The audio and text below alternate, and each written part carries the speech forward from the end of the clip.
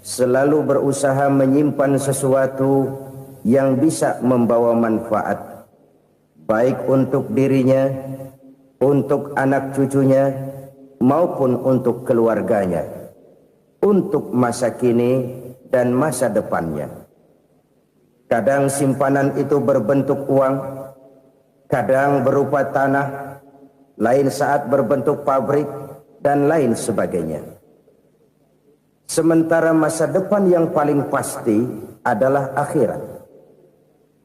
Jika untuk masa depan dunia kita rela memeras keringat, membanting tulang, pergi pagi dan pulang petang, menyimpan uang, menyimpan tanah, menyimpan pabrik, pernahkah kita merenung jika satu saat kiamat datang, kita dibangkitkan dari kubur masing-masing, berdiri di padang mahsyar untuk mempertanggungjawabkan seluruh kegiatan hidup kita di dunia ini, lalu kita akan menuju ke alam akhirat.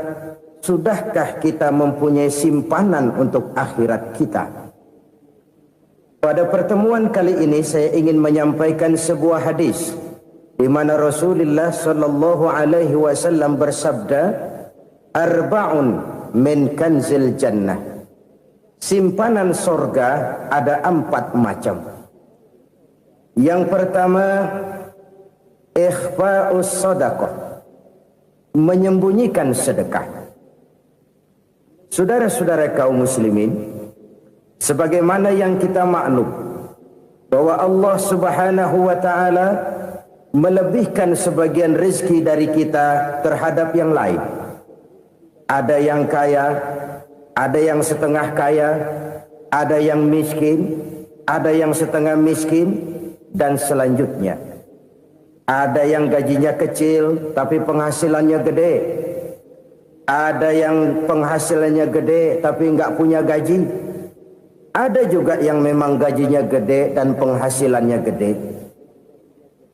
Kelebihan rezeki merupakan sunnatullah dan tidak harus membuat kita merasa lebih dari yang lain. Bahkan sebaliknya, kelebihan itu harus membuat kita ringan tangan untuk menolong mereka yang memang memerlukan pertolongan. Kalau saudara diberikan ilmu, maka pertanyaan akhirat cuma satu, ilmumu kau amalkan untuk apa? Kalau saudara diberikan umur yang panjang, pengadilan akhirat juga bertanya satu, umurmu kau habiskan di mana? Tapi kalau saudara diberikan harta, pengadilan akhirat akan bertanya 2, hartamu kau dapat dari mana, kau belanjakan kemana? Dari mananya ditanya dan kemananya juga ditanya. Oleh karena kita akan dimintakan pertanggungan jawab, maka amanah yang bernama harta ini harus kita gunakan dengan sebaik-baiknya. Ada penggunaan yang merupakan kewajiban, itu zakat namanya. Ada penggunaan yang sewaktu-waktu, itu infak namanya. Ada yang lebih sewaktu-waktu lagi, dan itu sedekah namanya. Zakat dia terikat oleh haul dan nisab, oleh putaran batas waktu dan ukuran dari harta itu sendiri. Sedangkan infak terikat oleh situasi dan kondisi perekonomian seseorang. Sedangkan sedekah tidak terikat dengan apapun. Dalam kondisi seperti apapun kita bisa melakukan sedekah dengan yang terkecil sekalipun. Sampai-sampai Rasulullah sallallahu alaihi wasallam mengajarkan, la tahqiranna minal ma'rufi syai'an walau an talqa akhaka biwajhin talik. Atau ada hadis, tabassumuka fi wajhi akhika laka shadaqah.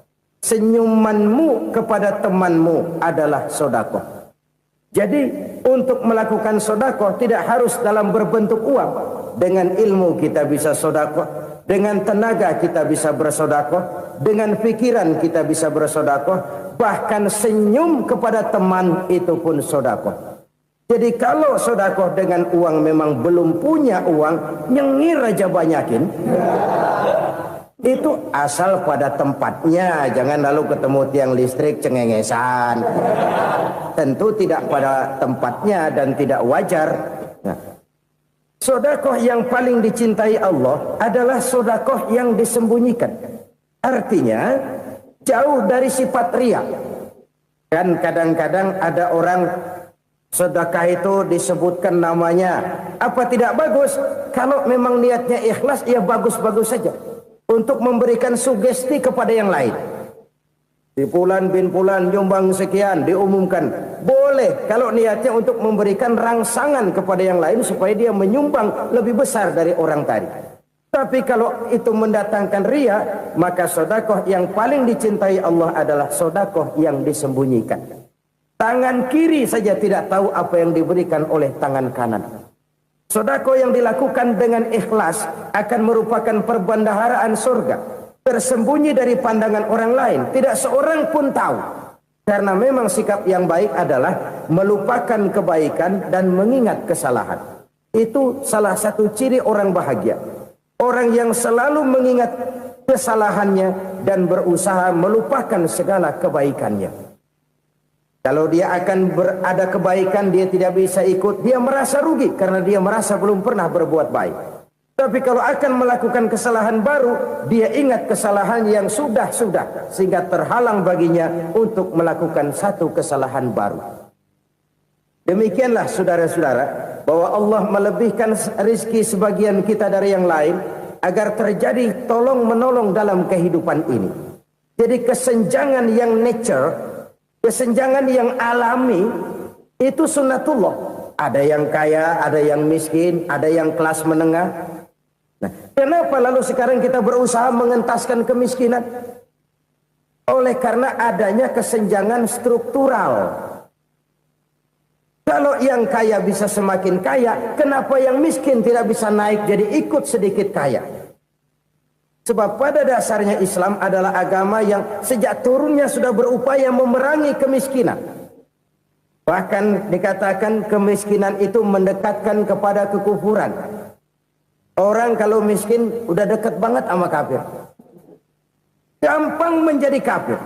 Berapa banyak saudara-saudara kita yang oleh karena soal perut, oleh karena soal materi, terpaksa meninggalkan dan menanggalkan akidahnya. Menjual petunjuk yang diberikan Allah dengan kesenangan dunia yang cuma sebentar ini. Na'udzubillah, thumma na'udzubillah. Jadi makin kita sembunyikan satu sedekah, semakin banyak perbendaharaan kita di surga. Sedekah yang paling dicintai Allah adalah sedekah yang disembunyikan. Malahan ada seorang sufi, dia punya kebiasaan kalau pergi sholat Jumat dia bawa uang, itu uang dia taruh di bawah tikar masjid. Dia niat sedekah kepada siapa saja yang nemuin itu duit. Maksudnya apa? Supaya yang nemuin nggak tahu siapa yang punya duit. Demikian dia saking ingin menyembunyikan sedekahnya.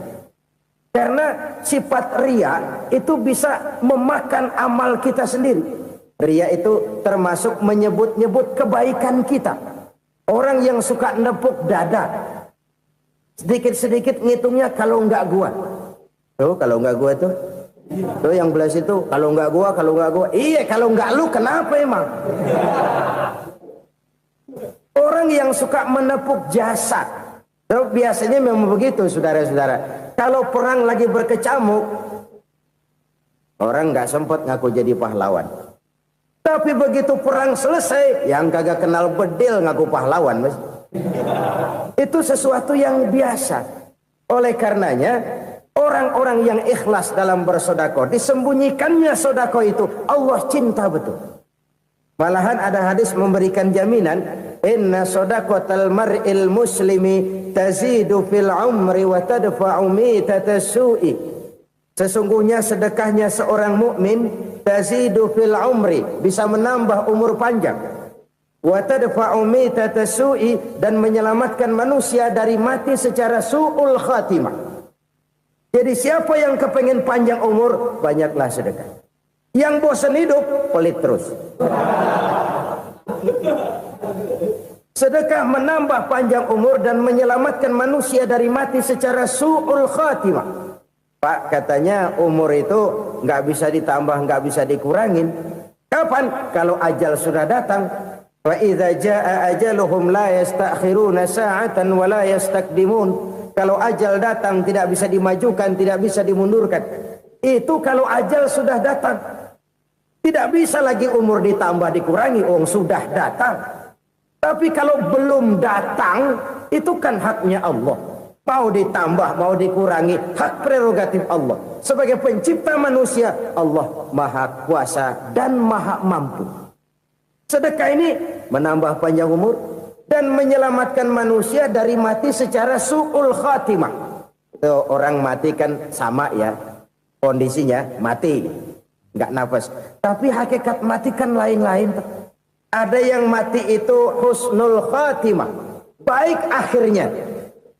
Misalnya lagi ngaji mati, lagi sholat mati, lagi sedekah mati. Ini yang dinamakan dengan husnul khatimah, baik di akhirnya. Sebaliknya ada yang su'ul khatimah, jelek di akhirnya. Ini yang jadi catatan akhir. Lagi nyekek botol, mampus. Lagi banting kartu, modar. Su'ul khatimah, jelek pada akhirnya. Sedekah menyelamatkan manusia dari mati secara su'ul khatimah. Dan kita semua kepengen mendapat husnul khatimah, jauh dari su'ul khatimah. Oleh sebab itu yang bisa menyelamatkan kita dari penyakit itu antara lain adalah sedekah yang disembunyikan, yang dikerjakan dengan ikhlas karena Allah. Tidak karena kepengen dipuji orang, tidak karena ingin dikatakan orang pemurah, sebab orang dermawan itu orang yang memberi tanpa harus diminta. Kalau masih harus diminta, ya belum dermawan namanya, masih harus diminta. Kalau nggak diminta ya tulus, lolos, polos. Saudara-saudara kaum muslimin rahimakumullah. Harta adalah amanat dan akan kita pertanggungjawabkan.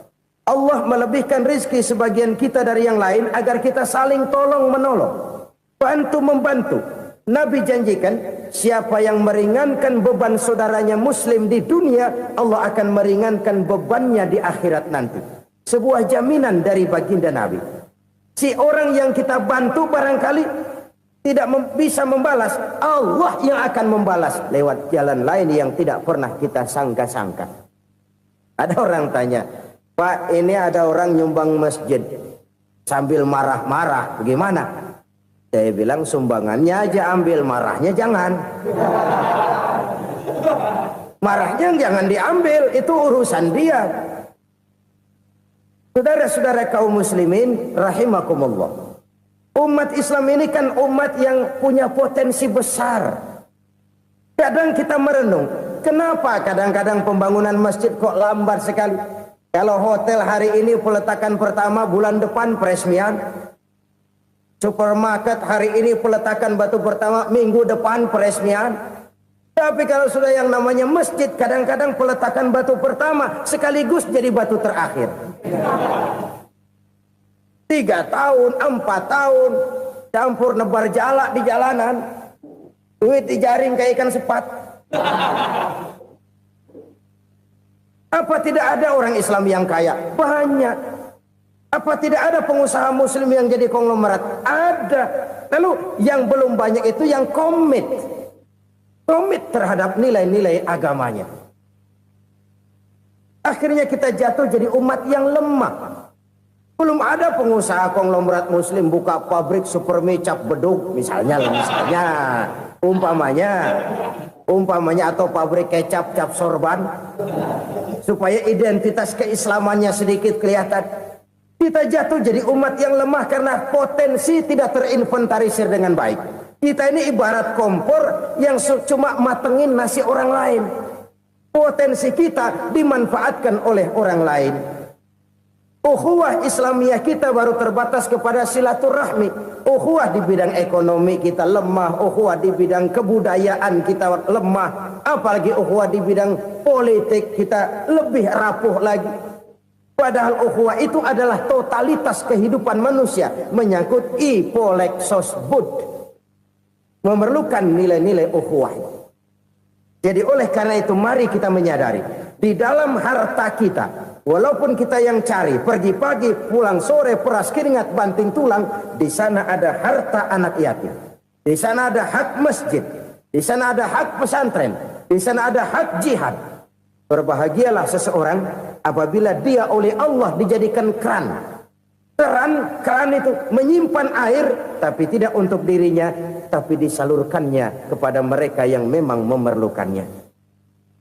Saudara-saudara kaum muslimin rahimakumullah, ini yang pertama. Jadi perbendaharaan surga adalah menyembunyikan sedekah.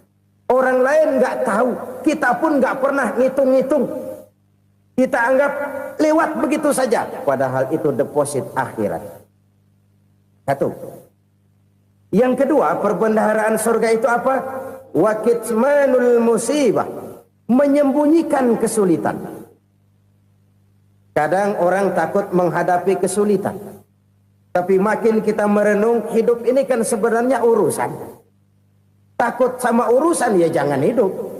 Tandanya orang hidup itu kalau punya urusan.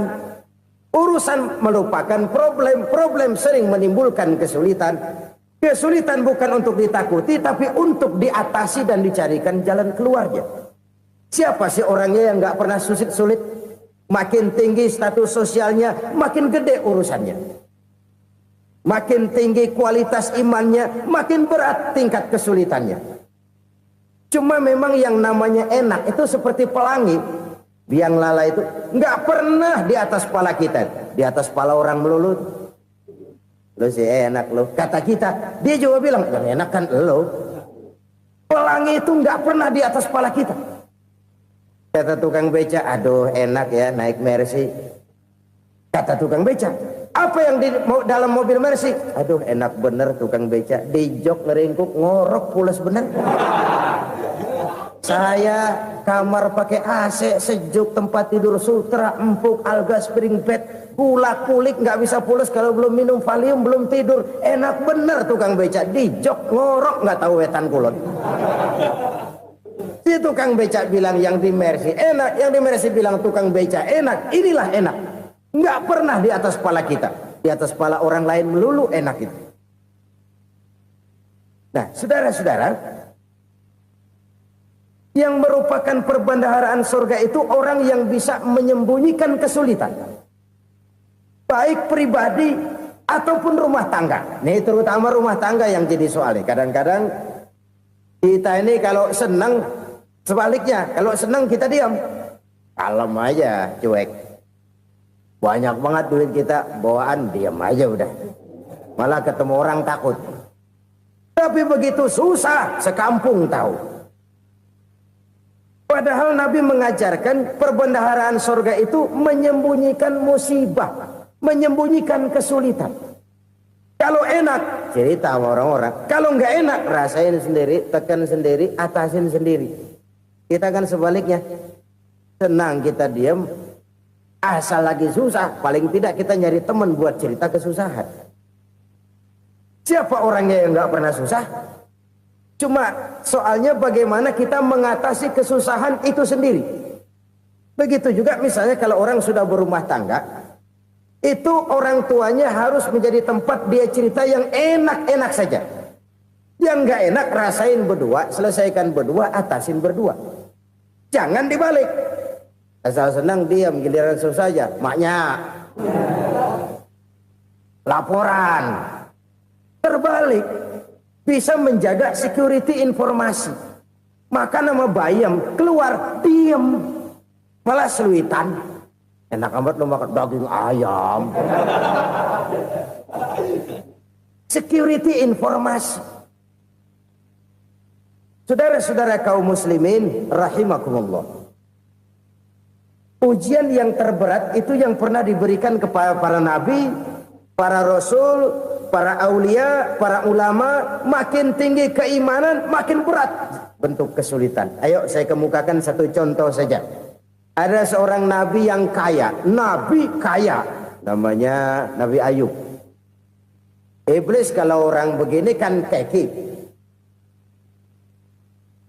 ibadahnya rajin, kaya. Nih yang kayak begini susah digodain.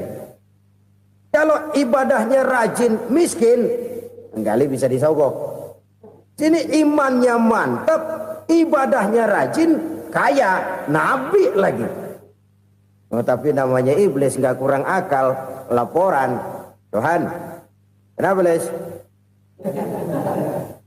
Ya ini bahasa saya, bahasa Qurannya sih nggak gitu. Itu hambamu yang namanya Ayub, dia rajin ibadah cuma karena dikasih kaya aja. Coba kasih miskin dia, berhenti dia sembahyang. Ah, kamu bisa aja. Saya tahu Ayub itu hambaku yang ikhlas. Saya buktiin Tuhan, silahkan. Dibuktiinlah, iblis turun ke alam ini. Yang mula-mula dia lakukan, dia rusak sawah ladang Nabi Ayub. Dia binasakan binatang ternak Nabi Ayub. Sehingga dalam waktu singkat, jatuhlah Nabi Ayub dari orang paling kaya jadi orang paling miskin. Beliau masih ibadah di mihrab dalam masjid. Datang iblis. Saudara Ayub, ya, lagi ngapain? Ibadah. Nyembah Allah, nyembah Allah. Oh, percuma. Kenapa? Tuhan yang ente sembah nih, dia udah bikin miskin ente. Sawah ladang ente hancur lebur, binatang ternak binasa. Sekarang ente jadi orang paling miskin. Ngapain nyembah Tuhan kayak begitu? Tekor. Udah berhenti dah ibadah, berhenti ibadah. Ini iblis sama Tuhan laporannya lain, yang dikerjakan kepada Nabi Ayub juga lain. Benar begitu iblis kata Nabi Ayub? Iya, sawah ladang saya habis, buras. Binatang ternak saya binasa, binasa. Saya miskin, bangpak. Apa jawab Nabi Ayub? Bukan innalillahi, ya ini hebat. Alhamdulillahillazi a'tani wa akhza minni. Segala puji bagi Allah yang telah memberikan harta kepada saya dan sekarang mengambilnya lagi. Alhamdulillah. Allah yang ngasih, Allah yang ambil. Itu mah urusan Allah. Iblis cuman ibadah jalan terus, sujud lagi Nabi Ayub. Iblis seleher gondok banget. Dasar Nabi nggak mempan dia apa-apain. Miskin malah alhamdulillah. Allah yang ngasih, Allah yang ngambil. Jadi kalau kita tidak komit, kita tidak terikat kepada kaya, miskin, senang, susah, apa yang bisa bikin kita susah? Jadikan kekayaan, kemiskinan, jadikan senang, susah sebagai anak buah yang bisa kita atur. Jangan kekayaan ngatur kita, jangan kemiskinan ngatur kita. Kita yang harus mengatur mereka. Senang, susah, kaya, miskin, bahagia, sengsara, jadikan itu anak buah yang bisa kita atur. Kalau sekarang kita kaya, lain saat boleh jadi kita miskin, semiskin-miskinnya. Allah yang ngasih, Allah yang ngambil. Tenaga mana yang bisa menghalangi? Ibadah jalan terus. Iblis makin gondok. Dasar Nabi loh. Akhirnya apa? Nabi Ayub dikerjain, diberikan penyakit. Demikian fatal penyakitnya. Bayangin, udah miskin sakit. Masya Allah. Miskin sakit. Sakitnya nggak lama, kira-kira 16 tahun. Istrinya 3, 2 mental minta ceraiin. Ngerawatin laki bengek begini. Senang belum tentu, susah udah pasti nih. Cerai aja, cerai dah. Cerai. Tinggal satu Siti Rahmah yang setia menemani beliau. Sesetia-setianya hati perempuan. Satu saat Siti Rahmah bilang, "Bang, iya, abang kan Nabi bang. Lalu namanya Nabi kan doanya jarang meleset bang. Maksud kamu minta kenapa sih sama Tuhan biar abang sembuh baik dah bang?" Siti Rahmah, iya. Saya sakit berapa tahun sih dah? 16 tahun bang. Sebelum ini saya sehat berapa tahun? Ya kira-kira 60 tahun bang. Nah coba ente banding-bandingin Rahmah. Saya dikasih sehat 60 tahun. Dikasih sakit 16 tahun. Sudah nggak sabar. Mau doa kepada Allah minta sembuh. Saya malu. Malu kepada Allah. Diuji dengan yang luar biasa seperti ini. Tidak mengganggu stabilitas kehambaannya. Dia tetap menghamba kepada Allah subhanahu wa ta'ala.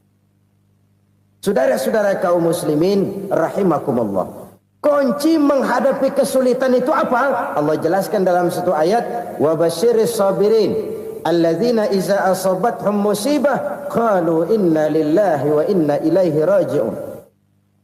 Gembirakan orang-orang yang sabar Siapa mereka itu? Yang apabila mendapat musibah mereka kembali kepada keyakinan dasar, segalanya dari Allah dan segalanya akan kembali kepada Allah. Ini konsepsi dasar dari sikap muslim dalam menghadapi berbagai kesulitan. Segalanya dari Allah, segalanya akan kembali kepada Allah. Kalau ini sudah kondisi dasarnya, maka kita akan lapang menghadapi kenyataan bagaimanapun pahitnya. Apakah itu namanya miskin, apakah itu namanya sakit, bahkan maut sekalipun. Maut sekalipun. Segalanya dari Allah, segalanya akan kembali kepada Allah. Ini sikap hidup, bukan sekedar ucapan. Kita kadang-kadang menjadikannya sebagai ucapan. Mulutnya sehingga berhenti, innalillahi wa inna ilaihi rajiun, tapi nangisnya terus gerung-gerungan. Bukan itu, ini kesadaran moral. Kalau segalanya dari Allah, segalanya kembali kepada Allah, kan sebenarnya cuma nunggu giliran. Hari ini saya nyembayangin dia, entah hari apa saya disembayangin orang. Hari ini saya antar dia ke kubur, entah hari apa orang nganterin saya ke kubur. Hari ini saya tahlilkan dia, entah nanti kapan orang tahlilkan saya. Segalanya dari Allah, segalanya akan kembali juga kepada Allah. Oleh sebab itu saudara-saudara, kesulitan bukan untuk ditakuti. Kesulitan justru untuk diatasi, dicarikan jalan keluarnya. Dan tidak ada orang yang tidak pernah mendapat kesulitan. Tidak ada. Semakin tinggi status sosial, semakin tinggi kualitas keimanan, semakin besar juga tingkat kesulitan. Hanya saja bagaimana cara kita mengatasinya. Dan Al-Quran menyatakan, inna ma'al usri yusra. Di balik kesulitan itu pasti ada kemudahan. Roda itu berputar. Karena itu Rasulullah Sallallahu Alaihi Wasallam mengingatkan kepada kita, ta'arraf ilallahi firraha ya'rifka fisyiddah. Ingatlah kepada Allah di waktu kamu senang, supaya Allah ingat kepada kamu di waktu kamu susah. Kalau waktu senang kita ingat kepada Allah, kita susah, Allah tidak akan meninggalkan kita. Tapi kalau waktu senang kita jauh dari Allah, sujud tidak sempat, dengan masjid jauh, ketika senang kita lupakan Allah. Nanti begitu kita susah, Allah lupakan kita. Dan itu menyakitkan. Oleh karena itu orang-orang tua kita dulu bilang, kalau lagi sehat ingat-ingat lu bakal sakit nanti. Kalau lagi kaya ingat-ingat satu saat kita bakal jatuh miskin. Bahkan kalau lagi muda ingat-ingat kita bakal tua. Dan yang terpenting, kalau lagi hidup ingat-ingat kita bakal mati. Saudara-saudara kaum muslimin rahimakumullah. Jadi yang kedua yang merupakan perbendaharaan surga, menyembunyikan musibah. Saudara-saudara kaum muslimin rahimakumullah. Hal ketiga yang merupakan perbendaharaan surga adalah wasilatur rahmi. Orang yang suka bersilaturahmi. Sebagaimana yang kita maklum bahwa manusia adalah makhluk yang disebut zon politika. Makhluk sosial yang tidak mungkin hidup sendiri-sendiri. Betapa dan siapapun kita memerlukan orang lain. Bodoh betul manusia kalau tinggal di tengah masyarakat tapi tidak mau bermasyarakat. Merasa hebat sendiri, pinter sendiri, gagah sendiri, kaya sendiri. Mungkin kalau mati juga ngubur sendiri. Jangankan kita di sini, di sorga saja Nabi Adam waktu sendirian bengong melulu, mondar mandir. Allah tegur dam sepi dam. Ya ini kalau bahasa saya. Iya Tuhan sepi ini nggak ada coret-corekan pisan ini. Diciptakan Siti Hawa baru anteng Nabi Adam. Itu di surga. Cobalah. Umpamanya saudara tinggal di Jakarta nih. Kaya bener. Apaan aja di Jakarta punya saudara dah. Jembatan Semanggi ambil. Monas, Buntel bawa pulang. Hotel-hotel ambil semua. Cuman tinggal di Jakarta sendirian, apa enaknya? Betapa dan siapapun kita perlu orang lain. Tidak ada seorang pun yang bisa memenuhi kebutuhan hidupnya secara sendiri-sendiri. Nah, Islam telah menyelamatkan manusia dari ras diskriminasi. Mengikat manusia dengan persaudaraan yang berlandaskan kepada akidah. Karena itu dianjurkan bersilaturahmi. Bahkan Nabi menyatakan, man arada ayyubsata lahu fi rizqihi wa yunsa'a fi atharihi falyasil rahimah. Siapa yang kepengen diluaskan rezekinya dan dipanjangkan usianya, banyaklah ia bersilaturahmi. Siapa yang kepengen dimudahkan rezekinya, hendaknya ia banyak bersilaturahmi. Kalau banyak teman, kesulitan kan paling tidak ada tempat cerita. Udah susah, sendirian kita pikirin diri, nggak ada tempat tukar pikiran. Cepet banget sama bengek. Dilawan sendiri. Nah, secara makro kita bisa berkata, tidak mungkin ada kemenangan kalau tidak ada kekuatan. Tidak ada kekuatan kalau tidak ada kesatuan dan persatuan. Tidak mungkin ada kesatuan dan persatuan tanpa semangat silaturahmi. Kalau umat Islam mau menang, dia harus kuat. Kalau umat Islam mau kuat, dia harus bersatu. Kalau umat Islam mau bersatu, dia harus membudayakan silaturahmi ini. Bahkan sampai-sampai kata Nabi, kalau bisa cari nilai tambah. Apa? Silman qata'ak. Bersilaturahmilah kau kepada orang yang marah denganmu. Masya Allah, indahnya ajaran agama kita. Orang yang marah pun kepada kita, kata Nabi, kalau bisa bersilaturahmilah kepadanya, kepada orang yang marah itu. Di situ nilai tambah.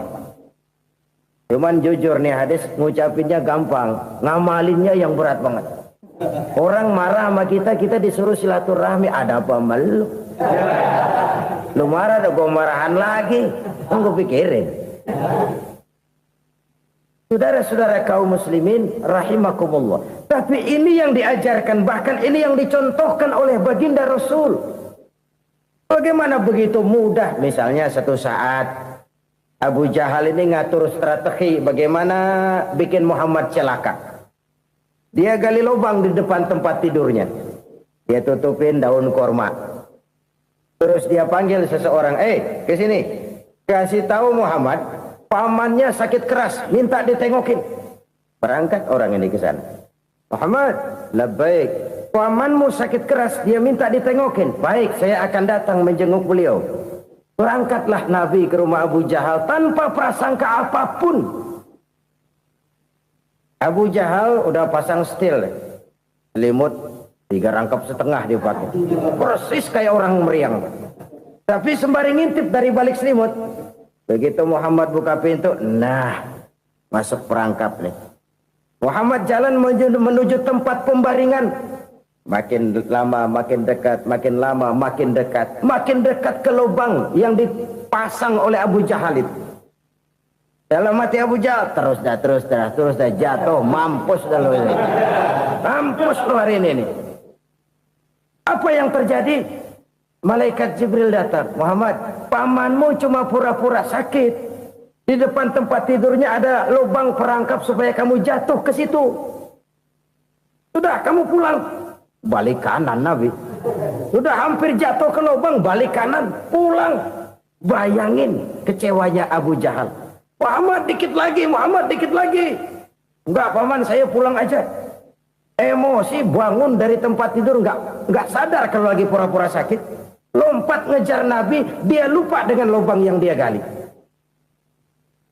Usrak, nyemplung sendiri ke dalam lubang.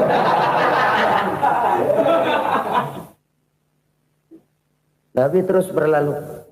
Ini terjadi keanehan. Jatuh ke lubang yang dia gali itu sebenarnya nggak terlalu dalam ya, antara 3-4 meteran lah. Tolong saya jatuh ke lubang ini. Datanglah pelayan-pelayannya itu. Angkat saya dari sini. Oh, yang ngulurin tambang. Satu gulung, belum juga nyampe itu tambang. Kurang, beli lagi ke warung. Sambung, ulur lagi, nggak juga bisa sampai. Wah, ini kerjaan Muhammad ini. Tolong, siapa salah seorang kamu ke rumah Muhammad, kasih tahu encangnya kecebur. Minta ditolongin. Sampaikan kepada Rasul. Kenapa? Pamanmu jatuh ke lubang, Muhammad minta tolong diangkatin. Tambang udah nyambung-nyambung nggak nyampe juga. Ya, nanti saya datang, saya tolong. Coba. Nyata-nyata orang berniat jahat mau mencelakakan dia. Datang dia menolong. Ini yang disebut air tuba dibalas air susu ya ini. Bukan sebaliknya. Air tuba dibalas air susu. Paman, kecebur ya? Iya Muhammad, tolong ini. Pegang tangan saya. Nabi ulurkan tangannya. Nyampe. Dipegang oleh Abu Jahal. Diangkat ke atas. Sampai atas. Apa kata Abu Jahal? Sihirmu memang hebat Muhammad. Udah ditolongin dikata sihir. Yang enak kita kemplang kan itu orang begitu. Urusan apa? Tapi inilah akhlak. Kalau bisa kamu bersilaturahmilah dengan orang yang marah kepadamu sekalipun. Orang marah kita tetap baik. Kalau kita berbuat baik sama orang yang memang baik, rasanya sih biasa-biasa aja. Orang baik kita baik lagi, ya draw aja, belum ada nilai tambah di situ. Baru ada nilai tambah kalau kita bisa berbuat baik kepada orang yang nyakitin kita. Itu namanya kita setingkat di atas dia. Dia sakitin kita, kita berbuat baik sama dia. Dia pelit sama kita, kita baik sama dia. Dia marahin kita, kita deketin dia. Di situ kita punya nilai tambah. Jadi siapa yang ingin diluaskan rezekinya kata Nabi dan dipanjangkan umurnya, hendaklah ia banyak-banyak bersilaturahmi. Sederhana sebenarnya silaturahmi, tapi silaturahmi membangkitkan semangat kesatuan dan persatuan. Kesatuan dan persatuan melahirkan kekuatan. Dalam matematika 1 ditambah 1 pasti 2. Tapi di tengah masyarakat 1 orang takut ditambah 1 orang takut, hasilnya jadi 2 orang setengah berani. Kenapa setengah berani? Karena udah berdua. Tadi pan takut sendirian. Kalau dia kumpul turu-turu takutlah jadi berani. Kita yang lemah, kita yang tidak berdaya, kita yang miskin, kalau mau kompak bersatu, apa yang nggak bisa kita kerjain? Apalagi tinggal di kota besar, pilihan cuma 2. Bertahan atau minggir. Bertahan atau minggir. Untuk bisa bertahan harus mampu bersaing. Untuk mampu bersaing harus punya keahlian. Keahlian harus ditunjang dengan pendidikan, ditambah oleh kekompakan sebagai umat. Udah miskin mencar mulu, orang injak kita. Orang nggak pandang urusan apa yang malu. Oleh karena itu silaturahmi pada hakikatnya merupakan roh dari ukhuwah yang diajarkan oleh agama kita. Bagaimana Islam menyelamatkan masyarakat manusia dari ras diskriminasi, mengikat manusia, dan tidak ada persaudaraan yang lebih indah selain persaudaraan yang diikat dengan nilai-nilai akidah. Sepanjang orang di jalan Allah, itulah saudara kita. Keluar dia dari jalan Allah, selesailah persaudaraan sampai di situ. Karena itu, kalau ingin menyimpan sesuatu di surga, banyaklah bersilaturahmi. Datang ke rumah ini, datang ke rumah itu, dan lain sebagainya. Itu simpanan kita di akhirat nanti. Ini yang ketiga. Saudara-saudara, yang keempat, perbendaharaan surga itu apa? Wa qawlu la hawla wa la quwwata illa billah. Ucapan la hawla wa la quwwata illa billah. Ibadah kan ada yang berat, modalnya besar. Bangun masjid berat, modalnya besar. Bangun rumah sakit berat, modalnya besar. Ada ibadah yang berat, tapi modalnya ringan. Misalnya puasa. Puasa itu berat, mengendalikan nafsu. Kalau sekedar nggak makan nggak minum sih enteng, mengendalikan nafsu. Itu jihad terbesar, tapi kan modalnya ringan, cuma niat saja. Ini ibadah berat, modalnya ringan. Ada ibadah yang ringan, modalnya juga enteng. Seperti termasuk ucapan la haula wa la quwwata illa billah. Tanpa sadar, la haula wa la quwwata illa billah. Nyelengin tuh di surga. Nyelengin, kita nggak terasa, nyelengin simpenan akhirat. La haula wa la quwwata illa billah. Nyimpan lagi. Kaget, la haula wa la quwwata illa billah, nyimpan lagi, banyak simpanan. Walaupun sebenarnya yang dimaksud di sini adalah kesadaran batin bahwa tidak ada daya dan kekuatan kecuali Allah. Itu intinya. Kita memulai pekerjaan disunahkan baca bismillah, kan begitu.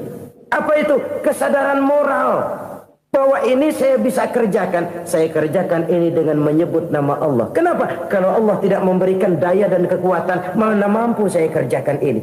Maka saya kerjakan ini dengan menyebut nama Allah. Bismillah. Kesadaran moral.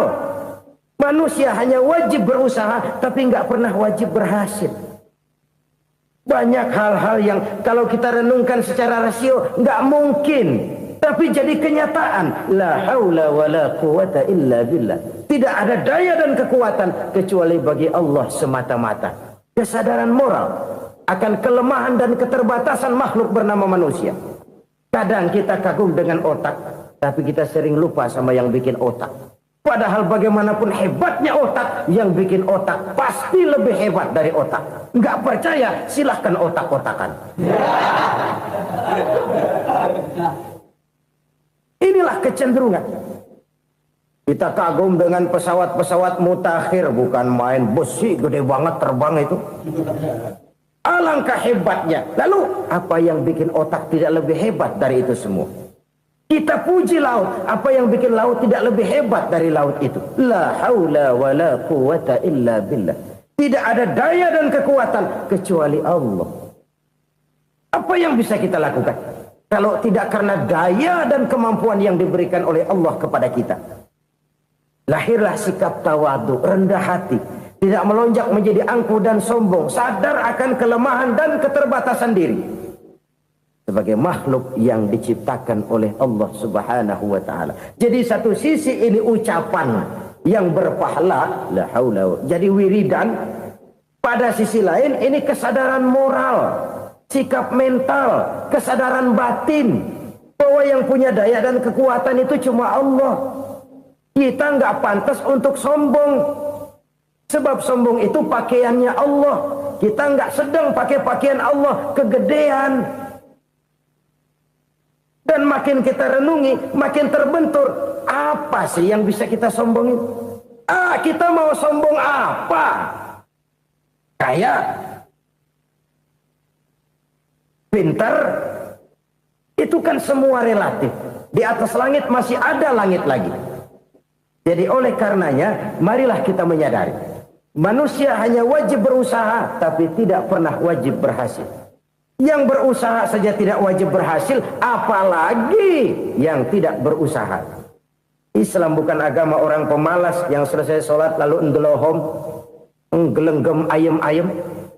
Tapi Islam bukan agama orang sombong yang setelah berusaha lalu tidak memerlukan Allah. Kita bisa saja bikin proyeksi, tahun sekian kita bakal panen besar menurut perhitungan otak. Tapi ada kejadian lain. Apa? Tikus ngambek. Habis itu dimakanin tikus, panen gagal. Proyeksi rasional gagal oleh tikus-tikus yang ngambek itu. Bisa saja terjadi. Tahun depan kita panen besar, urung. Kenapa? Musim panas panjang. Dan sekarang ini koran-koran bikin berita musim mengalami penyelewengan. Bukan cuma manusia yang nyeleweng sekarang. Musim pakai nyeleweng. Mestinya kan musim hujan udah selesai, masih hujan-hujan juga. Musim. Nah sekarang kita boleh bikin proyeksi, kita bakal panen besar. Tahu-tahu musim panas panjang, sawah retak, air kering. Cari teknokrat yang paling botak, suruh pendekin tuh musim panas. La haula wa la quwata illa billah. Inilah kesadaran moral. Saudara, saya teringat satu saat ada seorang konglomerat. Umurnya ya kira-kira 70-an. Suatu saat dia ditanya oleh wartawan, "Pak, umur Bapak berapa sih?" "Ya paling 10 tahun." 10 tahun? 10 tahun? Anak Bapak berapa orang? Satu saja? Satu. Harta Bapak berapa? Ya paling-paling bangsa 7 juta kali. 7 juta? Iya. Pak, kenapa Bapak bohongi saya? Bapak punya buku biografi. Koran-koran, majalah-majalah banyak memuat cerita riwayat hidup Bapak. Saya tahu umur Bapak 70. Kenapa bilang cuma 7 tahun? Saya tahu anak Bapak 8. Kenapa cuma bilang 1? Saya tahu harta bapak miliaran, mungkin triliunan, pabrik di mana-mana, bank di mana-mana. Kenapa bilang uang bapak cuma 7 juta? Nah, kata si konglomerat tadi, kamu benar nak, kamu benar. Umur saya kalau jumlahnya memang 70 nak. Cuman ingat-ingat saya, baru 7 tahun terakhir ini saya sujud. Baru 7 tahun terakhir ini saya berusaha dekat dengan Allah. Saya laksanakan perintahnya, saya jauhi larangannya. 7 tahun inilah rasanya yang ada nilainya di hadapan Allah. Yang 63 tahun matong, kelabu, kelem umur gue. Habis untuk maksiat, untuk munkarat. Maka ketika ditanya tadi, umur saya 7 tahun itu. Oh begitu Pak. Oh iya. Lalu anak Pak. Anak bapak kan 8. Kenapa bilang cuma 1?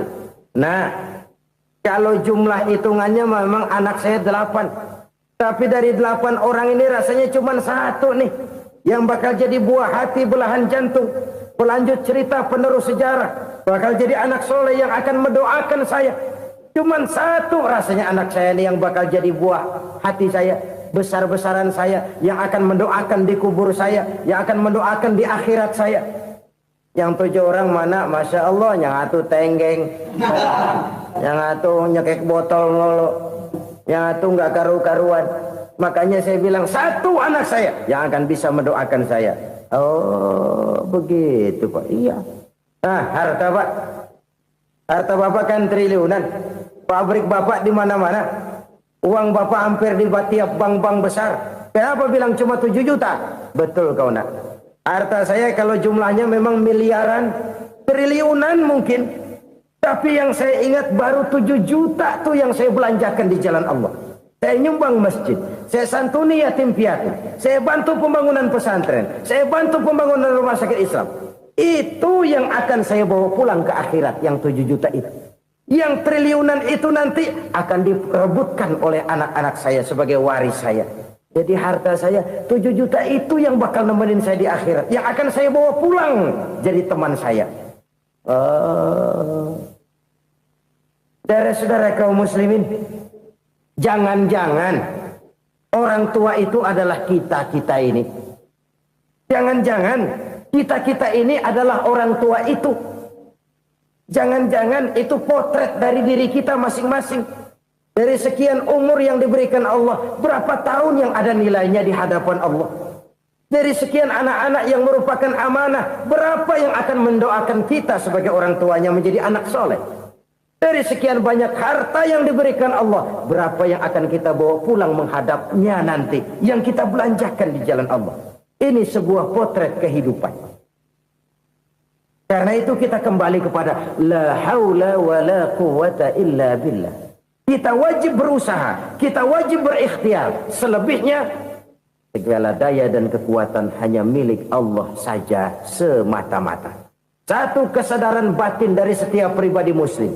Setelah ia berusaha dan berikhtiar, ia menyerahkannya kepada Allah Subhanahu wa ta'ala. Jadi, satu sisi ini merupakan wiridan ucapan yang mengandung pahala. Pada sisi lain, ini merupakan sikap batin dari seorang muslim di dalam ia menghadapi realitas kehidupan ini. Saudara-saudara kaum muslimin, rahimakumullah.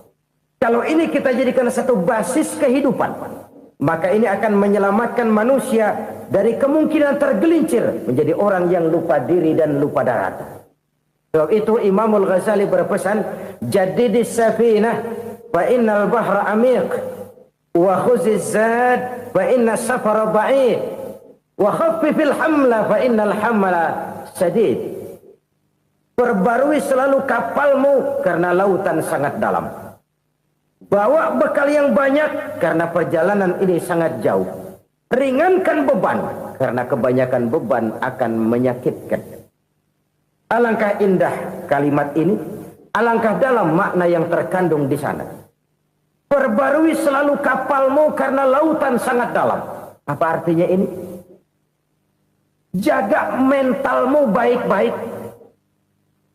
Pelihara imanmu baik-baik karena hidup penuh cobaan seperti lautan. Kita kalau berlayar di lautan kan kadang-kadang tenang, angin bertiup sepoi-sepoi basah. Jika malam datang bintang gemintang bertabur menghias cakrawala. rembulan memantulkan sinarnya dengan indah. Dalam keadaan begitu berlayar enak. Tapi lain saat ombak menggunung, halilintar menyambar, angin topan bertiup. Berapa banyak sudah saudara-saudara kita yang tenggelam di lautan dunia tanpa sadar bahwa dia belum sampai kepada pantai yang akan dituju. Berapa banyak sudah saudara-saudara kita yang tenggelam di lautan dunia ini tanpa sempat bangkit lagi. Dia menyangka sudah sampai kepada tujuannya. Hati-hati kapal jangan sampai bocor karena lautan sangat dalam. Iman ini jaga baik-baik karena hidup penuh dengan ujian. Wa khuzizat fa inna safara ba'id. Bawa bekal yang banyak karena perjalanan sangat jauh. Saudara mau ke Bandung, bawa duit. Saudara mau ke Surabaya, banyakan lagi duitnya. Saudara mau ke Mekah, gepokan, iketan tuh duit nggak lembaran lagi. Makin jauh perjalanan, makin banyak bekal yang harus kita bawa. Kalau saudara dari Jakarta mau ke Surabaya, kagak bawa duit berangkat juga, itu sih bukan berani namanya, nekat. Sampai Surabaya belum tentu, sengsara di jalan udah pasti. Kenapa? Nggak bawa bekal berangkat. Sama juga kita nih, misalnya belum sempat sembahyang, mati. Waduh, berani banget orang. Belum punya bekal, mati. Sengsara di jalan. Atau bekal tidak cukup. Dari Jakarta saudara mau ke Surabaya, bawa duit 500 perak. Paling jauh Cikampek nyampenya itu. Paling jauh itu. Antara jauhnya perjalanan dengan bekal yang saudara bawa tidak seimbang. Hidup ini perjalanan panjang. A walking tour. Dimulai dari alam arwah. Sebelum jasad diciptakan, roh diciptakan lebih dulu. Dari situ pindah ke alam rahim. Dari alam rahim pindah ke alam dunia. Dari alam dunia pindah ke alam barzah. Baru menuju akhirat. Satu perjalanan panjang. Kalau bekal tidak bawa, sengsara di jalan. Bawa bekal yang banyak karena perjalanan ini sangat jauh. Wa khaffifil hamla, ringankan beban karena beban itu cuma akan menyulitkan. Kalau bekal itu sih keperluan, tapi beban nggak kita perluin, cuma ngeberat-beratin. Apa ini beban? Dosa. Kecurangan, kebatilan, kezoliman, ketidakadilan, kesewenang-wenangan. Itu akan jadi beban kita di akhirat. Alangkah celakanya, perjalanan panjang, bekal tidak bawa, beban kelewat banyak. Alamat sengsara di jalan. Pahala tidak ada, dosa berlipat ganda. Na'udzubillah, summa na'udzubillah. Kalau kita rangkum nasihat Al-Ghazali dengan kisah si konglomerat tadi, kita akan mengambil kesimpulan. Pertama, bekal terbaik dalam menghadapi gejolak kehidupan ini tidak lain adalah iman. Yang kedua, pahala dan dosa. Dua hal kontroversial. Pahala adalah bekal, dosa adalah beban. Tapi kita sekarang kan tidak begitu terangsang kepada yang abstrak. Orang berlomba mencari yang konkret-konkret saja. Yang real. Kalau memang dosa, benjol dong. Kira-kira begitu. Kira-kira begitu. Persis orang Yahudi dulu. Orang Yahudi itu kan pernah minta kepada Nabi Musa. Ya Musa lan nu'mina laka hatta narallaha jahrah. Musa, kami nggak bakal mau beriman kepada Allah kalau belum kami lihat Allah ada nongkrong di depan kami. Kalau memang Tuhan ada, taruh dong di depan kami. Mau yang konkret-konkret saja. Kalau memang dosa, benjol dong. Kalau memang pahala, berasa dong. Orang terangsang kepada yang real, yang konkret-konkret saja. Karena itu, untuk mengejar dosa, orang mau bayar. Tapi untuk mengejar pahala, walaupun tidak bayar, orang segan. Ini yang dikatakan oleh Nabi, kamu mengharapkan ke surga, tapi kamu berat melaksanakan sesuatu yang bisa membawa kamu ke surga. Kamu ingin jauh dari neraka, tapi tiap saat kamu lakukan perbuatan-perbuatan yang justru menjerumuskan kamu ke neraka. Idda'aitum an-najata minan nar wa ramaitum fiha anfusakum. Kamu ingin selamat dari neraka, tapi kamu lemparkan diri kamu ke neraka. Kamu ingin masuk surga, tapi berat sekali kamu melakukan perbuatan-perbuatan yang bisa menyampaikan kamu di surga. Saudara-saudara kaum muslimin rahimakumullah. Jadi hal keempat yang merupakan perbendaharaan surga adalah la haula wa la quwwata illa billah. Satu sisi ini merupakan ucapan yang memperberat timbangan akhirat. Pada sisi lain ini merupakan sikap hidup seorang muslim. Kesadaran batin yang sangat dalam bahwa tidak ada daya dan kekuatan kecuali Allah.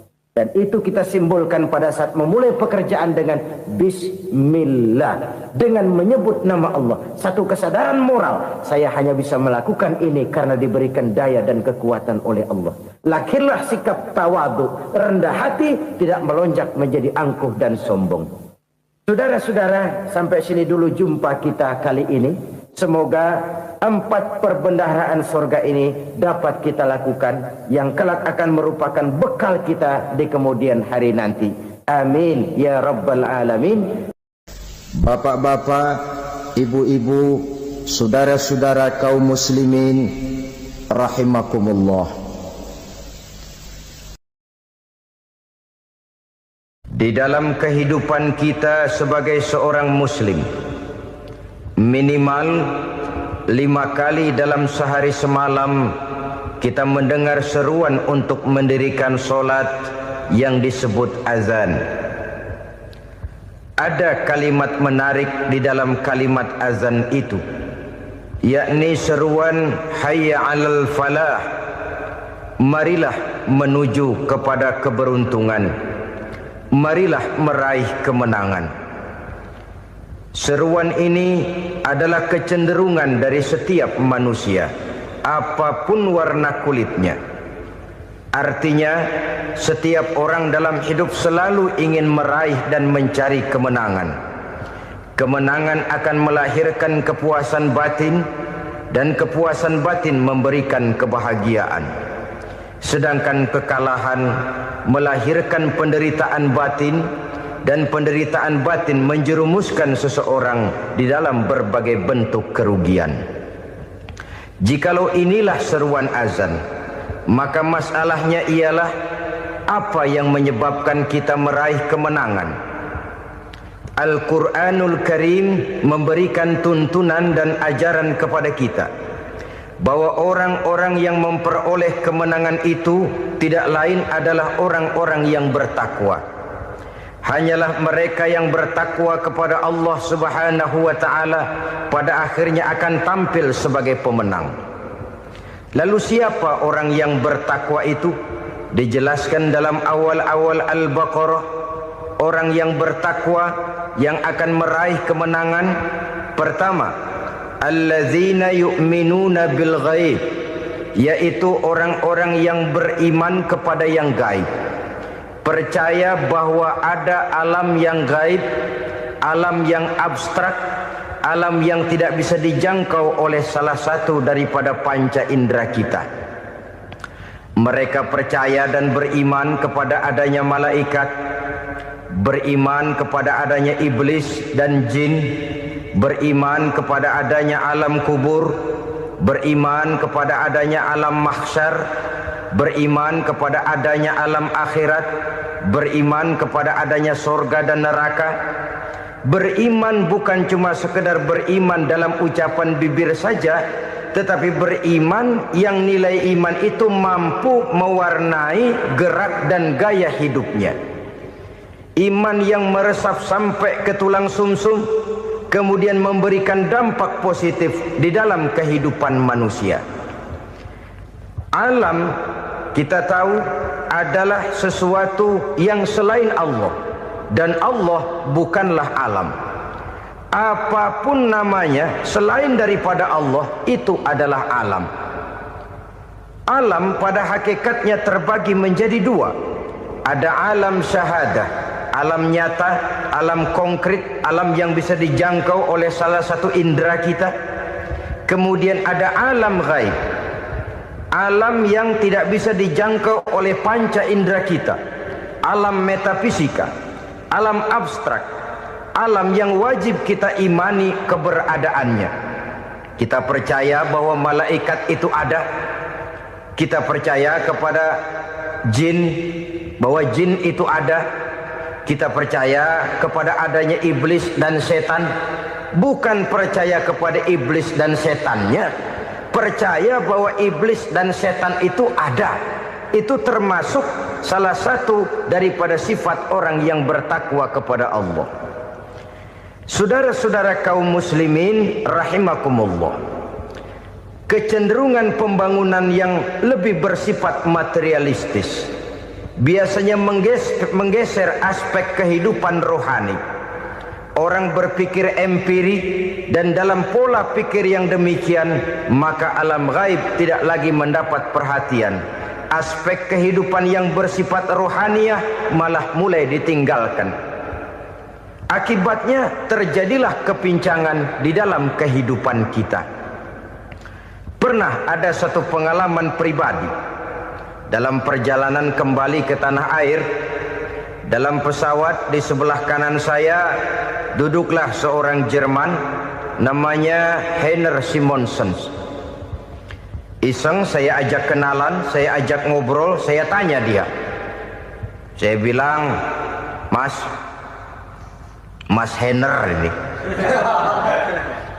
kalau pesawat yang kita tumpangi ini jatuh ke bawah, kira-kira apa yang bakal terjadi, Mas? Dia bilang, kita semua akan mati. Begitu? Iya. Oke. Apa itu mati? Tanya saya. Dia bilang, untuk tahu apa itu mati, kita harus tahu lebih dahulu apa itu hidup. Saya pikir nih bule bisa ngomong juga. Baiklah kata saya. Apa hidup menurut Anda itu? Oh, hidup itu dia bilang, kalau seluruh anggota badan kita bekerja secara normal, paru-paru memompa darah secara normal, jantung berdetak secara normal, sel-sel tubuh bekerja secara fit, dan organisme tubuh hanya mau bekerja secara normal, dia bilang, kalau kita memberi makan yang cukup, menu yang teratur, dan gizi yang lengkap. Saya bilang, kesimpulannya apa, Ner? Dia jawab, hidup adalah dari tangan ke mulut. Life is from the hand to the mouth, kata dia. Hidup adalah dari tangan ke mulut. Jadi masalah hidup tidak lebih daripada masalah isi perut. Orang pergi pagi, pulang sore, peras keringat, banting tulang, perut yang dibelain. Saya bilang, you are wrong. Sampean salah, Ner. Kamu orang Islam bukan? Bukan. Pantas. Kenapa saya salah? Dia bilang, ya jelas salah. Salahnya di mana? Kamu ini manusia. Kalau hidup cuma dari tangan ke mulut, saya bilang, kambing di kampung saya juga begitu pikirannya, Ner. Itu kambing di kampung saya, asal perutnya kenyang, sudah hidup dia. Perkara besok bagaimana, lusa prospeknya macam mana, bulan depan ada apa, kambing nggak pernah mikir. Di kampung saya kambing juga pikirannya begitu. Kamu Kristen ya? Tadinya. Loh kok tadinya, lalu apa sekarang kamu ini? Dia bilang, sekarang saya netral. Saya tidak beragama, tapi saya percaya kepada Tuhan sebagai pencipta alam. Saya ingat benar dia bilang, I haven't any religious, but I believe to God as the creator of the world. Kenapa bisa netral begitu, Ner? Habis saya bingung katanya. Islam bilang Islam baik, Kristen bilang Kristen baik, Hindu Buddha bilang Hindu Buddha baik, semua agama baik. Saya netral sekalian, nggak beragama. Yang penting saya percaya kepada Tuhan. Saya bilang, Ner, kamu ini kayak orang mau beli celana, lalu bingung. Yang satu bilang Levi's bagus, yang satu bilang Blue Jean hebat, yang satu bilang Wool England hebat. Celana ini hebat, celana itu bagus, celana ini hebat. Semua celana bagus, kamu bingung. Akhirnya netral, tidak pakai celana. Itu juga salah. Saya pikir-pikir, kemudian saya melihat bahwa dua pola berpikir Heiner ini nampaknya sudah mulai menggejala di lingkungan masyarakat bangsa kita. Disadari atau tidak, secara jujur kita harus berkata, dua pola pemikiran Heiner ini mulai berkembang di tengah masyarakat bangsa kita. Pertama, pola pikir materialisme. Hidup adalah dari tangan ke mulut. Masalah hidup tidak lebih masalah isi perut. Itu yang perlu dibela, dan disitulah arti kehidupan. Pergi pagi, pulang sore, peras keringat, banting tulang untuk mempertahankan perut. Kalau sudah kemari cara orang berpikir, maka buat apa percaya kepada yang gaib? Untuk apa sholat? Untuk apa puasa? Untuk apa zakat? Untuk apa menghadiri majelis taklim? Tanpa kepercayaan kepada yang gaib, hidup berjalan menurut alur empiris dan materialis.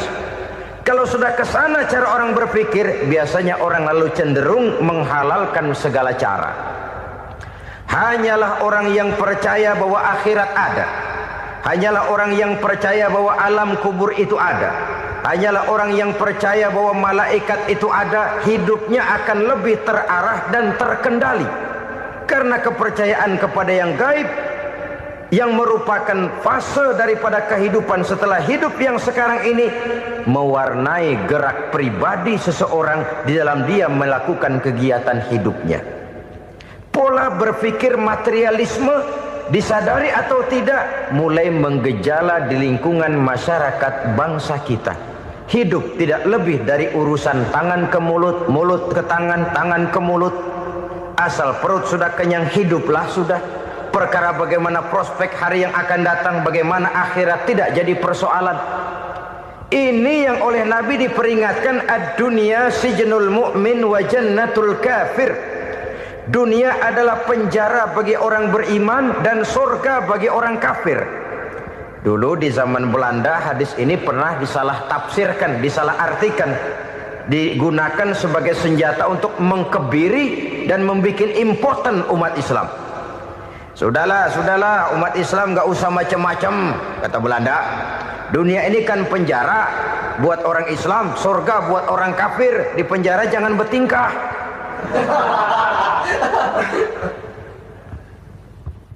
Pengertiannya tidak begitu. Dunia adalah penjara bagi orang mukmin. Artinya dalam kehidupan dunia seorang mukmin tidak bebas memperturutkan hawa nafsunya. Di penjara hawa nafsunya itu.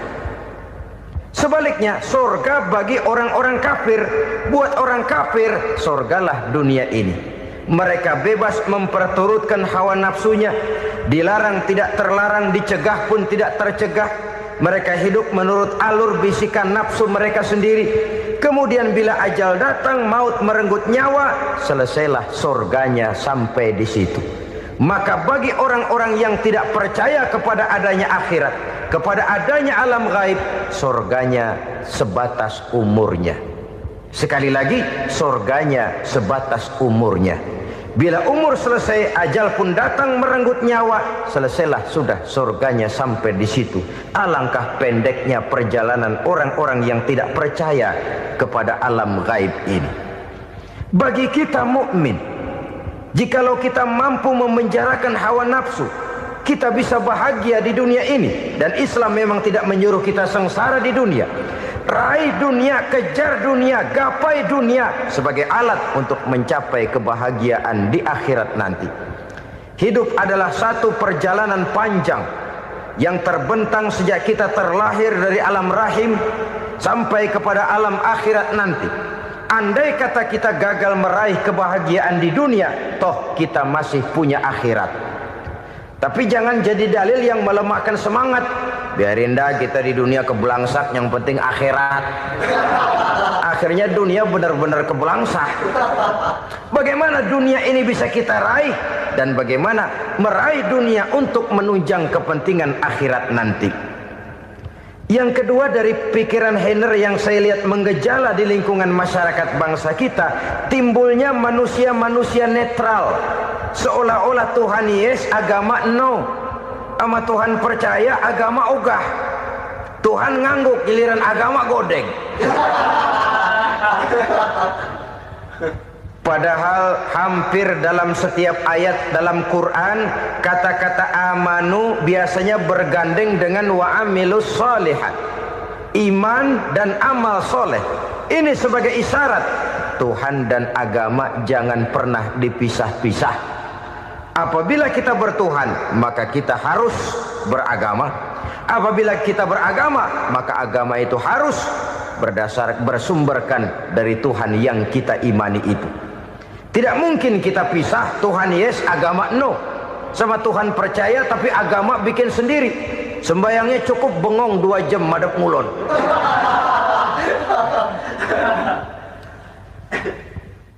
Saudara-saudara kaum muslimin rahimakumullah.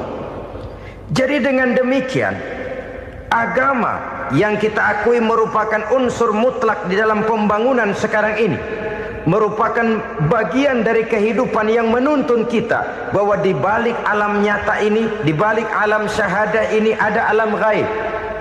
Dan mudabbir, murabbi, yang mengatur, yang menguasai, yang memelihara baik dia alam nyata, baik dia alam gaib, tidak lain adalah Allah Subhanahu wa taala.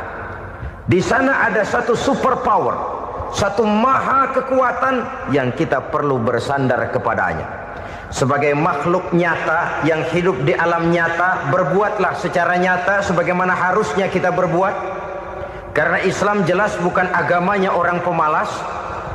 Islam jelas bukan agamanya orang yang mengajarkan setelah selesai sholat boleh duduk, nggelenggem ayam-ayam, ndelohom, menghitung bintang di langit sambil menunggu keajaiban. Tidak.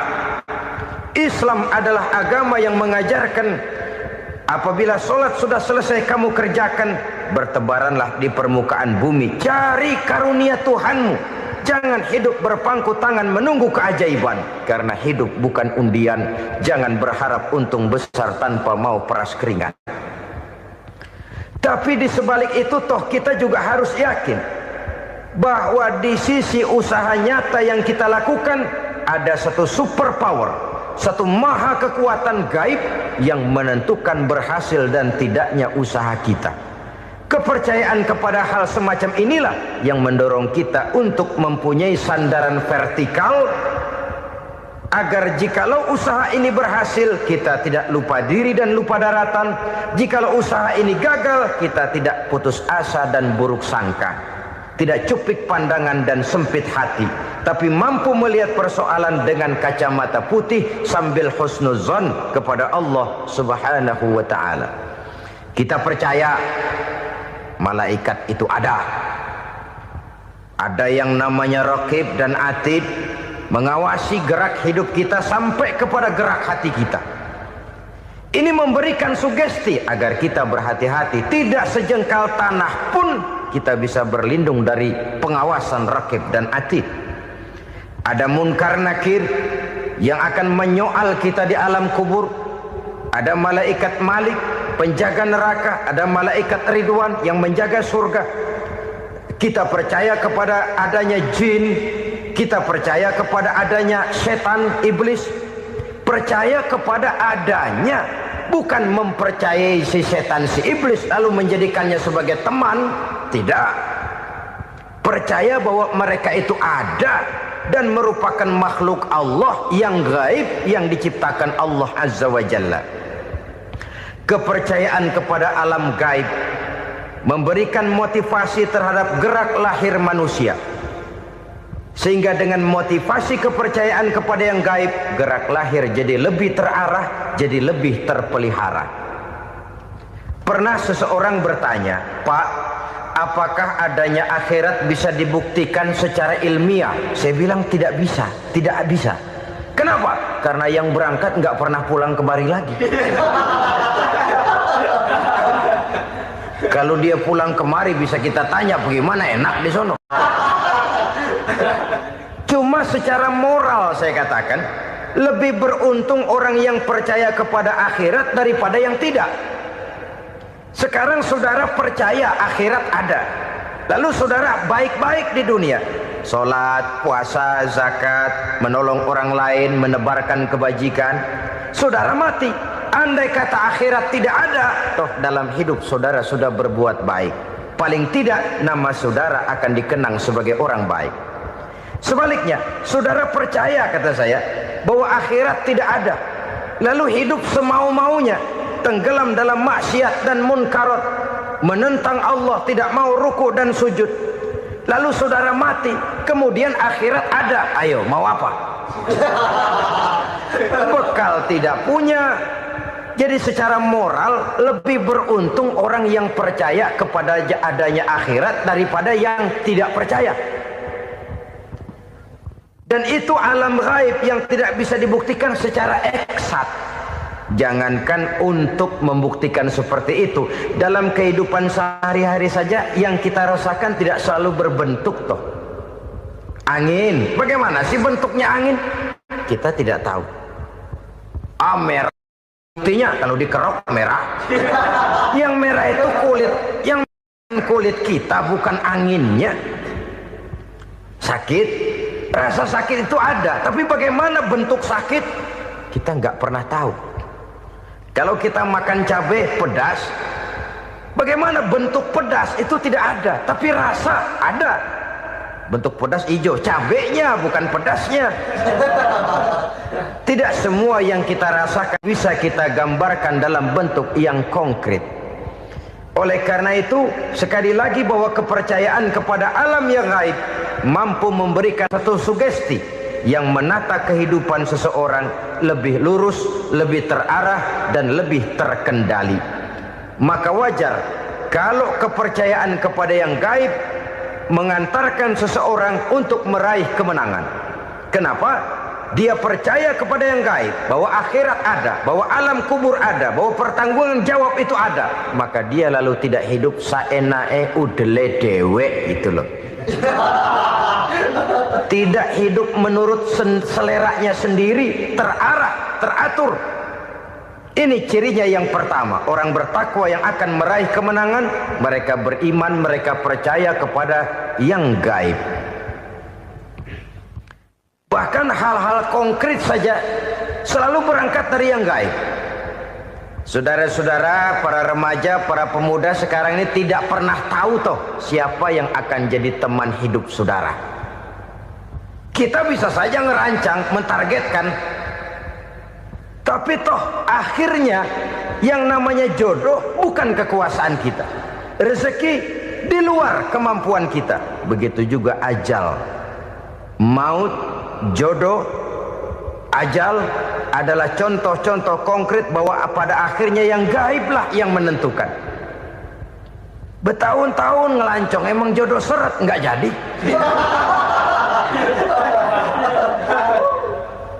Begitu kenal baru setengah malam nginep ditangkap hansip kan.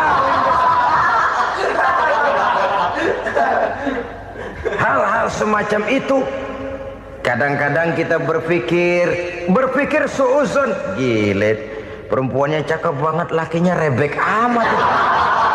Memang begitulah jodohnya. Memang begitulah jodohnya.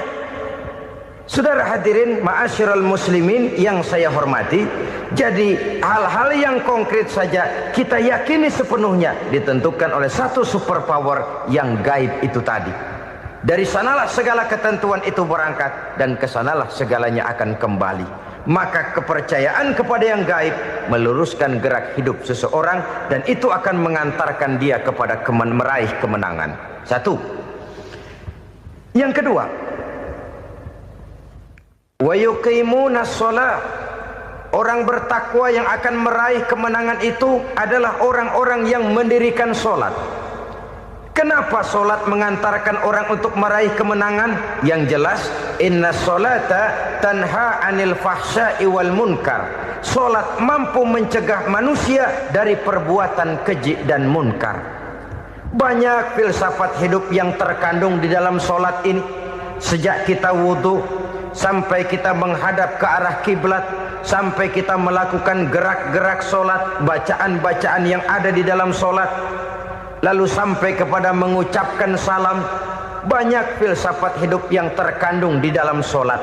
Umpamanya saja, setelah takbiratul ihram mulai kita dengan sholat dalam posisi berdiri, diajarkan dalam kitab-kitab fikih agar kita melihat ke arah tempat sujud. Ini kan filsafat kehidupan. Kalau kamu sholat dalam posisi berdiri, lihat tempat sujud. Jangan sholat mata jelalatan, sebab nanti bisa mengurangi kekhusyuan.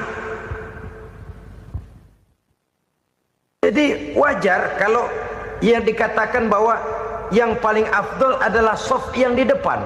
Kenapa? Secara harfiah pengertiannya akan lebih mengundang kekhusyuan. Kenapa? Kalau kita di shaf paling depan di masjid umpamanya paling banter, kita lihat tembok. Tapi kalau kita shaf di tengah atau di belakang, orang-orang di depan kita pun akan kelihatan. Yang bajunya loreng, yang bajunya genggang, yang bajunya macam-macam. Kita lihat, kadang-kadang kita pikirin, ada yang bajunya bolong. Kita sholat tapi dalam hati, nih orang bajunya robek, yang nggak tahu apa. Ada saja hal-hal yang mengusik kekhusyuan kita. Oleh sebab itu diajarkan dalam posisi berdiri, lihat, arahkan pandangan matamu kepada tempat sujud. Ini kan filsafat kehidupan. Maksudnya apa? Kalau lagi diri lihat dong tempat sujud. Kalau udah di atas ingat dong sama yang bawah. Kalau sudah tinggi ingat dong dari mana kamu berangkat. Kalau sudah berkuasa bantu dong yang lemah. Kalau sudah kaya santuni dong yang miskin. Kalau sudah alim bimbing dong yang awam. Ini filsafat kehidupan. Dalam posisi berdiri kau lihat tempat sujud. Ini akan melahirkan kepekaan sosial, di mana seseorang mau tahu kepada orang lainnya. Bagaimanapun kaya kita, tinggi pangkat dan jabatan kita, jikalau hidup hanya untuk kepentingan perut sendiri saja, rasanya belum membawa manfaat di dalam kehidupan kita. Tapi efek yang tertinggi sesungguhnya, sholat mencegah manusia dari perbuatan keji dan munkar. Perbuatan keji dan munkar, walaupun kelihatannya mendatangkan uang, membawa keuntungan, tapi itu keuntungan semu, keuntungan sementara. Dengan menipu orang lain kita bisa dapat untung, tapi tidak membawa berkah. Dan itu adalah kerugian besar dalam kehidupan kita. Maka untuk meraih kemenangan harus dimulai dengan membentuk kepribadian yang tegar, memiliki sandaran vertikal yang langsung kepada Allah Subhanahu wa ta'ala. Dan itu hanya bisa kita tempuh melalui jalur ibadah formal yang sudah ditentukan Allah, yakni sholat yang 5 waktu. Untuk memperkuat itu ada sholat-sholat sunnah, rawatib, nawafil sebagai terminal-terminal kontrol cadangan untuk memelihara stabilitas temperatur batin di dalam kita berhubungan dengan zat yang maha gaib, yaitu Allah Subhanahu wa ta'ala. Orang sering bertanya, Pak, itu tetangga saya nggak sholat, duitnya nggak habis-habis, Pak. Nggak sholat tapi mobilnya tambah terus. Nggak sholat tapi usahanya makin maju. Tapi di sisi lain ada orang yang rajin sholat, rezekinya butak bener. Anaknya mana kurus, mana korengan. Saudara hadirin ma'asyiral muslimin rahimakumullah. Harus saya katakan bahwa sholat memang bukan untuk cari duit. Sholat adalah sandaran vertikal kita kepada Allah. Sedangkan soal rezeki itu berkaitan dengan sifat Allah maha pengasih dan maha penyayang. Allah maha pengasih, siapapun dikasih kalau mau usaha. Allah maha penyayang, tidak semua orang disayang oleh Allah Azza wa Jalla. Dan belum tentu banyak harta itu merupakan nikmat. Mungkin juga istidraj. Artinya istidraj itu dikasih tapi diambulin, kalau bahasa Betawinya itu. Dikasih tapi diambulin, itu bukan merupakan nikmat sesungguhnya, lebih merupakan azab dari Allah Subhanahu wa ta'ala.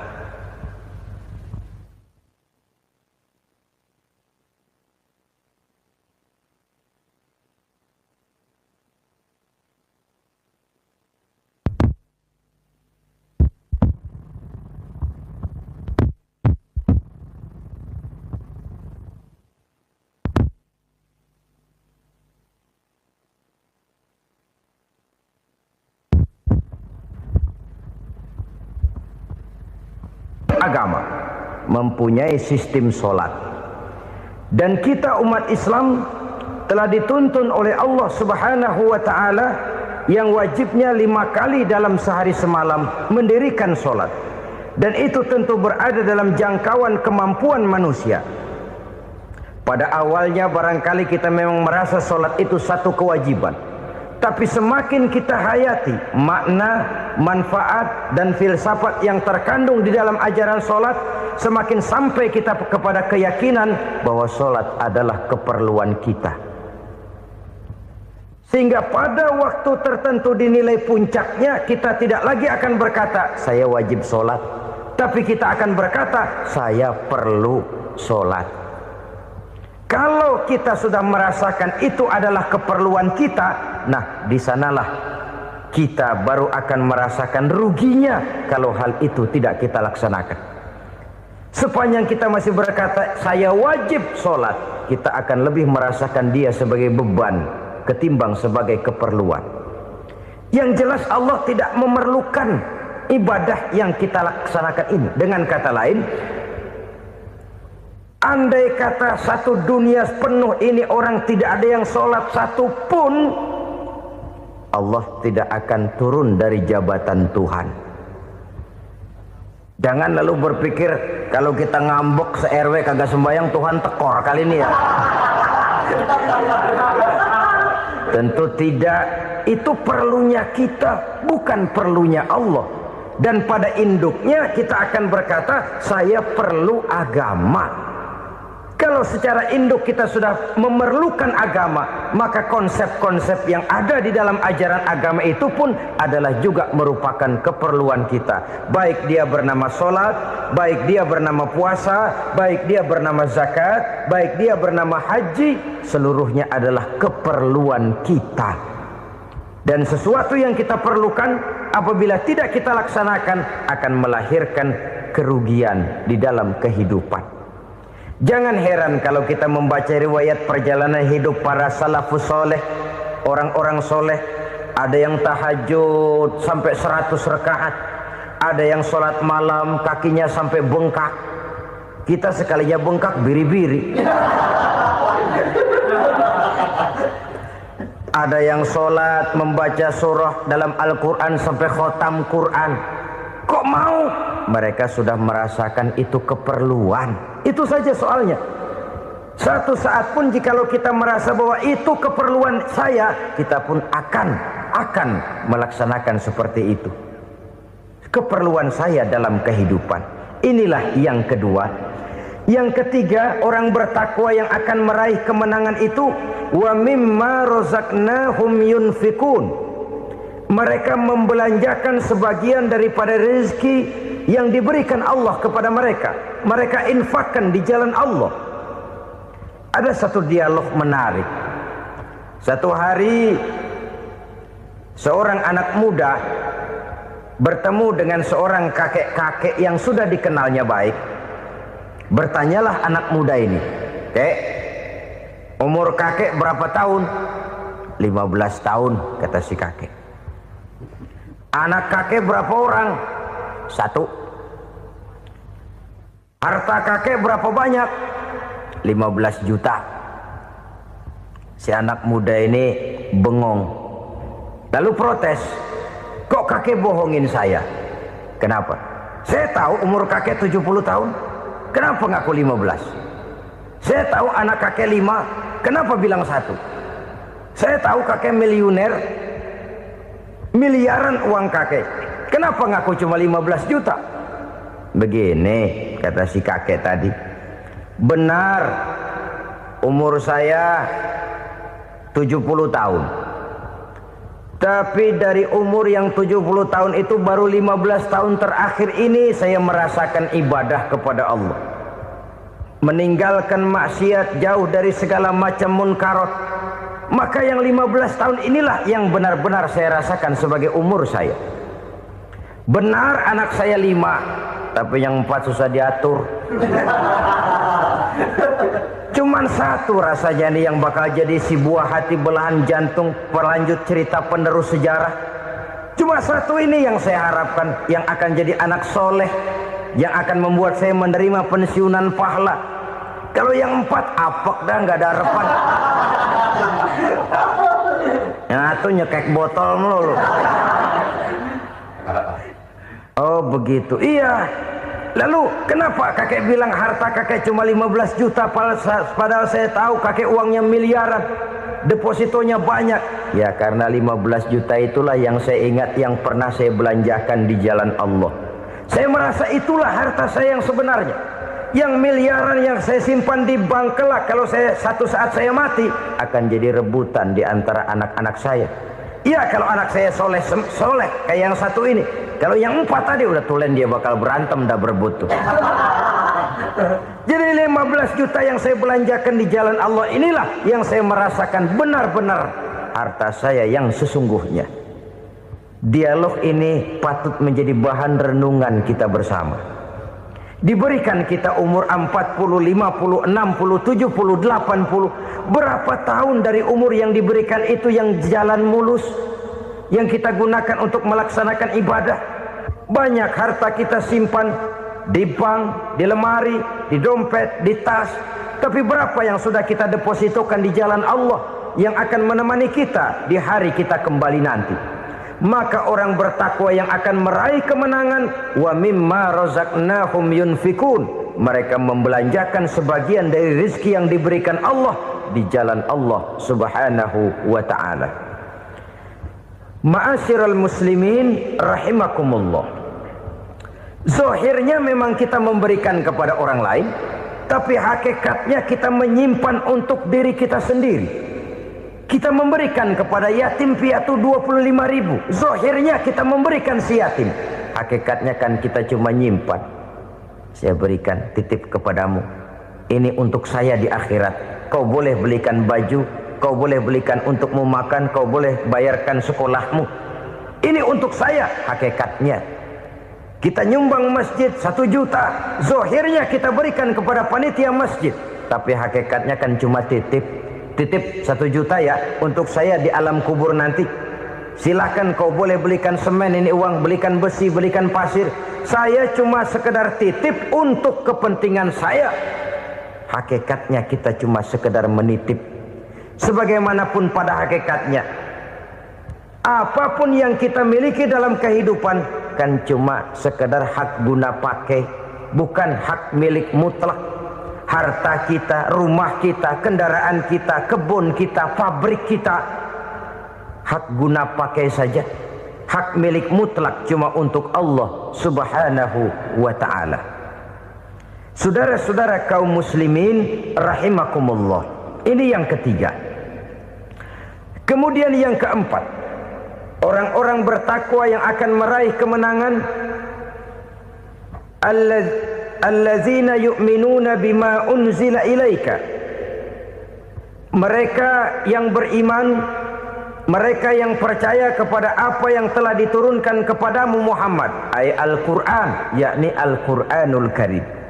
Setelah percaya kepada yang gaib, mendirikan solat, kemudian menginfakkan sebagian dari rezeki yang diberikan Allah, mereka juga lalu percaya kepada yang diturunkan terhadap Nabi, yaitu tidak lain Al-Quranul Karim.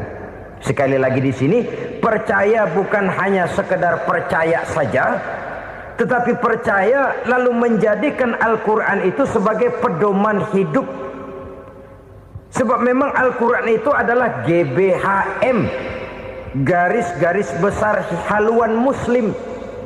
Apa yang harus kita lakukan, apa yang harus tidak kita lakukan, bagaimana mestinya kita bertingkah laku dan berbuat, seluruhnya tercantum di dalam Al-Quranul Karim. Itu sebabnya ketika satu hari Aisyah ditanya bagaimana akhlak Rasul, beliau menjawab, kana Rasulullah sallallahu alaihi wasallam khuluquhul Quran. Akhlak daripada Rasulullah tidak lain adalah Al-Quran. Jawaban simpel ini memberikan gambaran bahwa keseluruhan daripada konsepsi Quran sudah diterjemahkan dalam kehidupan Rasulullah sallallahu alaihi wasallam. Karena kita tahu akhlak adalah keseluruhan dari gerak hidup manusia. Sejak ia berpribadi, berumah tangga, bertetangga, bermasyarakat, sampai kepada berbangsa dan bernegara, Al-Quran tetap memberikan sentuhan nilainya. Oleh karenanya, orang-orang yang bertakwa adalah orang-orang yang menjadikan Al-Quran sebagai pedoman dalam kehidupannya. Dan kita yakini Al-Quran diturunkan kepada Nabi Muhammad bukan merupakan produk Nabi Muhammad. Isi dan redaksinya langsung dari Allah Subhanahu wa ta'ala. Kemudian cirinya yang kelima, orang bertakwa yang akan meraih kemenangan itu, wa ma unzila min qablika. Tidak hanya sekedar percaya kepada yang diturunkan terhadap Nabi Muhammad, yaitu Al-Quran, mereka juga percaya kepada apa yang pernah diturunkan kepada para nabi, kepada para rasul sebelum Nabi Muhammad. Percaya kepada adanya suhuf, percaya kepada adanya Taurat, percaya kepada adanya Injil, percaya bahwa Allah dahulunya sudah menurunkan Taurat kepada Musa, percaya bahwa Allah sudah menurunkan Injil kepada Isa, percaya Injil ada, Taurat ada.